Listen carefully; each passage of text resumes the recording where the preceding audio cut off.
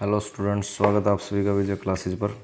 Students, आज हम कर रहे हैं class 10th exercise 2.2 question first का सेकंड पार्ट। ठीक है, फर्स्ट पार्ट हम पिछली वीडियो में कर चुके थे, तो चलिए शुरू करते हैं।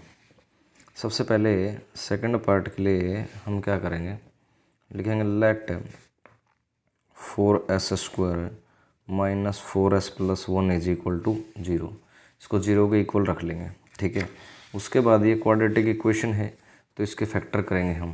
फैक्टर कैसे करेंगे, देखो s² के आगे क्या है अपने पास 4 है, 4 और 1 की मल्टीप्लाई करेंगे तो कितना आएगा अपने पास 4 1 जा 4। 4 और 1 के फैक्टर करेंगे, फैक्टर 4 के फैक्टर करेंगे 2 2 जा 4। ठीक है, ऐसे फैक्टर करेंगे जिनका सम अपना 4s आ जाए। तो 2 और 2 वो फैक्टर हैं जिनका जोड़ जब दोनों माइनस के लेंगे तो मल्टीप्लाई होकर 4 आ रहा है और सम होकर इनका -4s आ जाएगा। तो दोनों को फैक्टराइजेशन जब करेंगे तो कैसे लिखेंगे, इधर 4s² माइनस का 2s और माइनस का 2s। देखो दोनों को जोड़ के क्या बन जाएगा अपना माइनस का 4s। ठीक है, और प्लस में 1 इज इक्वल टू 0। ठीक है, अब इन दोनों में से पहले दो में से इन दो में से और इन दो में से क्या कॉमन है वो निकाल लेंगे। इन दोनों में से अपने पास है 2s कॉमन, तो क्या बचेगा 2 2 जा 4, 2 बचेगा और साथ में क्या बच गया s, और 2s यहाँ से बाहर निकाला तो क्या बचा अपने पास 1। और इन दोनों में से क्या कॉमन है, माइनस का 1 कॉमन है।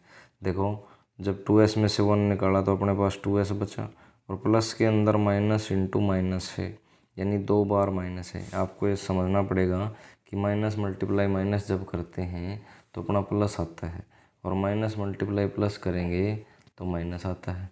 तो इस प्रकार से आपको ये चीज़ें नोट करनी है, समझना है इनको। तो देखो इन दोनों में से -1 कॉमन है तो 2s, और प्लस में से एक माइनस बाहर निकला तो -1 बचा इज इक्वल टू 0।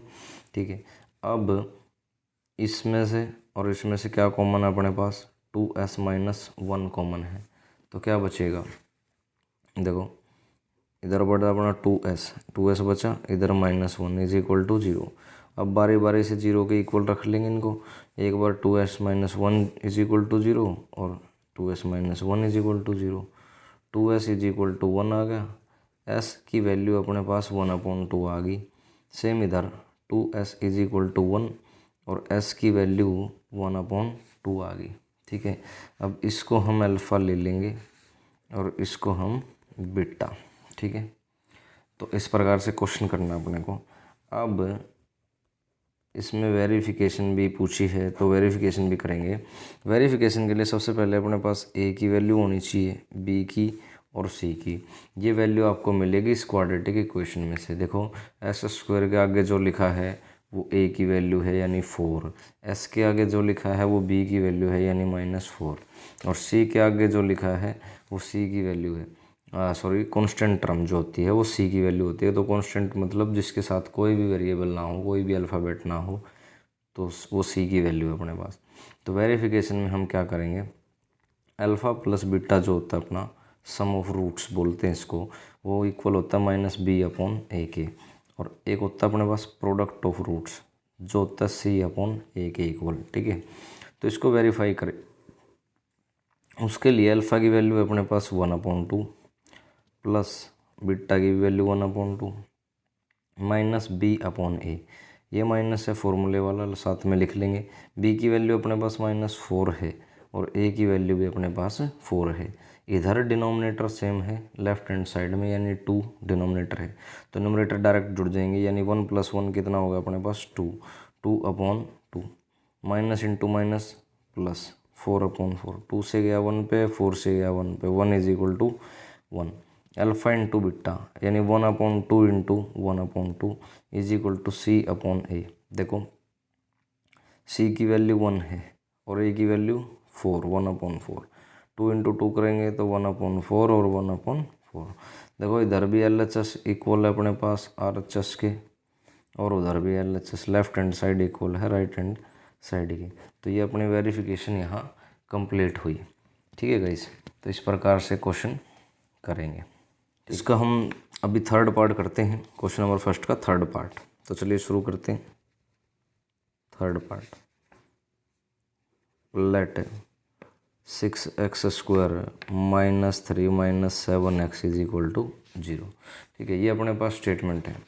ठीक है, इसमें अपने पास क्या गिवन है देखो, जैसे कि अब जनरल फॉर्म क्या होती है इक्वेशन की, ax² plus bx plus c is equal to 0, ये जनरल फॉर्म है अपनी। अब ध्यान से देखोगे तो जहाँ c है ना उससे पहले x कोफिशिएंट है, x कोफिशिएंट, तो पैटर्न यही होना चाहिए अपने पास। अब जैसे इधर x कोफिशिएंट एंड में है तो ये एंड में नहीं रखना है, तो फैक्टर नहीं आएंगे आपके। ठीक है, तो जो जहाँ होना चाहिए उसको वहीं रखना है। जैसे 7x, x का कोफिशिएंट जो है वो बीच में आना चाहिए, यानी -7x आगे और -3 अपना पीछे चला जाएगा। ठीक है, तो ये अपना जनरल फॉर्म आगे क्वाड्रेटिक इक्वेशन की। तो अब फैक्टर करेंगे, जैसे आप देख रहे हो 6x² के आगे 6 है और इधर अपना -3 है, तो 6 और -3 के मल्टीप्लाई -18 आएगा। 18 के वो फैक्टर जिनका सम या डिफरेंस 7 आ जाए, सम या डिफरेंस। जैसे कि अगर मैं 9 2 18 कर दूँ तो इन दोनों का डिफरेंस कितना अपने पास 7 है अंतर, और माइनस का 7 है तो बड़ा माइनस का होना चाहिए, छोटा प्लस का। तो इस प्रकार से अपने फैक्टर आ जाएंगे। तो इसको कैसे लिखेंगे, 6x² माइनस 9x और प्लस का अपने पास 2x, तो 9x प्लस 2 माइनस का 9x प्लस 2x क्या आ जाएगा अपना माइनस का 7x और -3 इज इक्वल टू 0। इस प्रकार से लिख लेंगे। अब फिर वही पैटर्न, जैसे इन दो में से क्या कॉमन है और इन दो में से जब देखेंगे तो मैक्सिमम कॉमन 3 है, 3 2 6, 3 3 9 और x कॉमन है। ठीक है, तो इधर अपने पास बचेगा 3 2 6, 6x, यानी कि 2 बचा और एक x बचा। ठीक है, और इधर 9x में से 3 निकाला तो क्या बचा, 3 बचा खाली, 3 3 9। और इन दोनों में से कुछ भी कॉमन नहीं है तो प्लस का 1 कॉमन है। देखो दोनों में 1 से डिवाइड हो रहे हैं दोनों, तो दोनों में 1 कॉमन है, तो 2x माइनस 3 इक्वल है अपने पास 0। अब इनमें से क्या कॉमन है, 2x माइनस 3 और क्या बचा 3x। देखो इधर 3x बचा, जब 2x माइनस 3 बाहर निकलेगा तो 3x बचेगा, उधर प्लस का 1 बचेगा, इक्वल है अपने पास 0। अब बारी बारी से 0 के इक्वल रखेंगे इनको, 3x plus 1 is equal to 0, तो 2x इज इक्वल टू 3 आ गया, लेफ्ट उधर जाके लेफ्ट राइट हैंड साइड जाके पॉजिटिव हो जाएगा। तो और 2 और x की ये मल्टीप्लाई है, तो जो चीज़ मल्टीप्लाई में है वो जाके डिवाइड में हो जाएगी, यानी x की वैल्यू 3/2 आ गई। एक अपने पास आ गया, इधर 1 जाके -1 हो जाएगा और x की वैल्यू -1/3 आ जाएगी। ठीक है, एक अपने पास अल्फ़ा आ गया और एक अपने पास बीटा आ गया।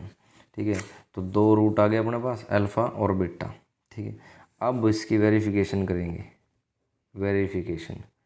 वेरिफिकेशन के लिए वही बात, फिर सबसे पहले a की वैल्यू मिलनी चाहिए, b की वैल्यू मिलनी चाहिए और c की वैल्यू। ठीक है, तो a की वैल्यू क्वाड्रेटिक इक्वेशन में इसमें नहीं देखना है, जो जनरल फॉर्म जो राइट फॉर्म है उसमें देखना है। राइट फॉर्म अपनी ये है क्वाड्रेटिक इक्वेशन की, तो x² का जो कोफिशिएंट होगा वो a की वैल्यू होगी।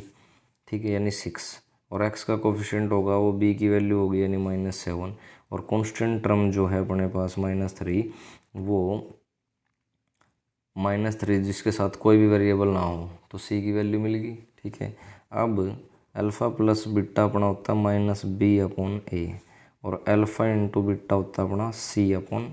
ठीक है, तो इस प्रकार से वेरिफिकेशन करेंगे। अब अल्फ़ा की वैल्यू देखो इधर 3/2 है और -1/3 और 3/2, तो अल्फ़ा की वैल्यू है 3/2। ठीक है, और प्लस -1/3 और माइनस इधर फॉर्मूले का है b के साथ, और b की वैल्यू है -7 और a की वैल्यू अपने पास 6। तो देखो इधर प्लस माइनस माइनस, एलसीएम ले लेते हैं डायरेक्ट, 3 और 2 का एलसीएम हमेशा 6 आएगा, दोनों प्राइम नंबर हैं तो डायरेक्ट मल्टीप्लाई कर देंगे, 3 2 6, 2 से डिवाइड करेंगे 6 को, मतलब एलसीएम को डिनोमिनेटर से डिवाइड करते हैं, 2 से डिवाइड करेंगे 3 पे जाएगा, 2 3 6, 3 3 9। ठीक है, plus minus minus, 3 2 6, 2 1 2, minus into minus plus 7/6। देखो 9 माइनस 2 कितना 7, 7/6 इज इक्वल टू 7/6। तो यहाँ अपना LHS इक्वल RHS आ गया। तो अपनी वेरिफिकेशन करेक्ट है। फिर अल्फ़ा इंटू बीटा यानी 3/2 की मल्टीप्लाई कर देंगे हम -1/3 के साथ। और C की वैल्यू अपने पास -3 है और अपॉन में A 6 है। ठीक है, देखो 3 से 3 डिवाइड हो गया 1 पे, एक बचा -1 न्यूमरेटर और 2 बचा डिनोमिनेटर। तो -1/2, 3 1 जा 3 2 जा, तो क्या बचा -1/2।